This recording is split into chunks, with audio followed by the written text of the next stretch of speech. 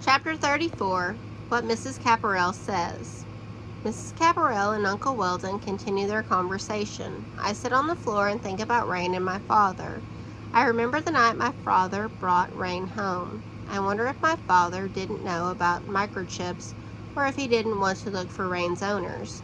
I think of my father letting Rain outside during a superstorm without her collar.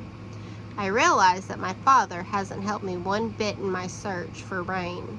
I turn around and say to Miss Caparel, "My father found Rain in the rain. That's why I named her Rain.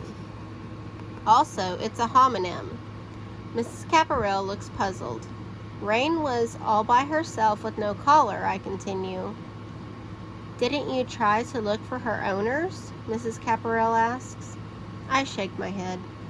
"My father said we couldn't look because she didn't have any identification. Also, he said if she had owners, they must not care very much about her." I pause and then say in a smaller voice, "But they cared enough to have her microchipped." Mrs. Caparel looks at me and says gently, "Pets can get separated from their owners for all kinds of reasons. Getting lost or separated doesn't mean the owners are irresponsible." I wonder if Miss Caparel is talking about the Hendersons or about my father and me. I nod. For some reason, I feel like crying again. So I say 2, 3, 5, 7, 11, but I say it in my head so that I'm the only one who hears it.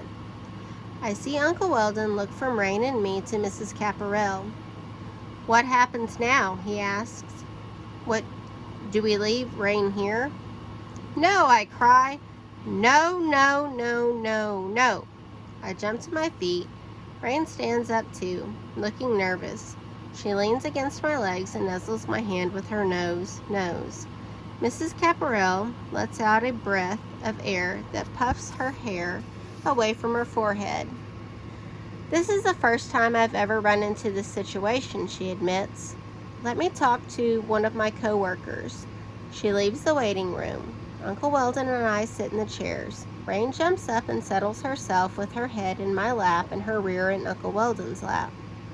I say to my uncle, "I'd feel better if Olivia was a homonym name, but it isn't." Uncle Weldon gives me a sad smile.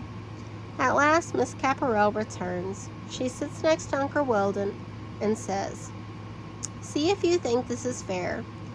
Considering that we've been trying to reach the Hendersons and haven't had any luck, and considering that Rain has been living with Rose for a year and clearly loves her." "And I love Rain," I say. "And you love Rain," Mrs. Caparel continues. "We've decided that she should go home with you, at least temporarily. It only seems fair. And she'll certainly be happier living with you than living here at the shelter." "Thank you," I cry. "However," Mrs. Caparel goes on, "we will continue to search for the Hendersons. We are busier than usual just now because of the storm, but we will search. And if we reach them, or if they contact us and they want Rain back, well then..." She spreads her hands again. Rain is their dog after all. I mean, she was, originally. "So please fill out this form with your information and we'll keep it on file." She starts to hand the form to me, then looks at Uncle Weldon. "I'll fill it out," he says. "I'll put down my information as well as Rose's and her father's." 5 minutes later, Uncle Weldon and I are walking out of Happy Tales with Rain between us.